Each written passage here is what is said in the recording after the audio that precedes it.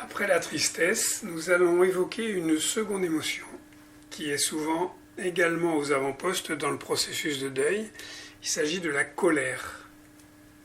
Autant la tristesse mène à l'intériorisation, comme nous venons de le voir, autant la colère est clairement une émotion qui vise à l'extériorisation, en réponse à ce qui se passe dans le monde extérieur.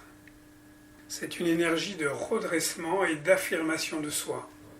Elle va m'apporter la force et la puissance nécessaires pour répondre à la perte de mon sentiment de sécurité et à la perte du sens de mon identité. Et nous allons voir que, à condition que le corps soit le contenant de cette colère, eh bien cette colère est une énergie ascendante, une énergie de redressement. Je peux alors utiliser sa capacité créatrice pour exprimer le désir de vie. Contrairement à la tristesse, qui enferme le corps sur lui-même, c'est une énergie d'affirmation de soi. On imagine bien en visualisant la colère une personne qui se redresse face à l'adversité. La colère va me permettre de me différencier, de me dissocier du regard de l'autre. Cela va me permettre d'apporter une réponse juste face à la situation.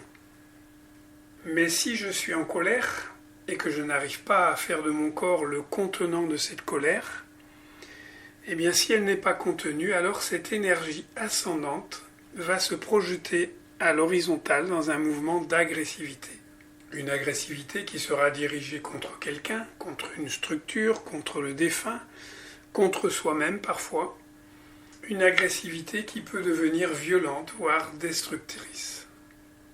Par contre, si à l'opposé je réprime cette colère, si elle ne peut s'exprimer ni en affirmation de soi, ni en agressivité, il faut savoir qu'elle peut devenir génératrice d'un état dépressif en devenir. En tout cas, ce qu'il est important de retenir, c'est que la colère n'est pas une énergie contre toi, mais c'est une énergie pour moi, c'est une énergie qui est à mon service. Elle va me mener vers le changement face à ce qui m'arrive et à l'acceptation de ce qui est grâce à l'affirmation de soi face à la nouvelle situation.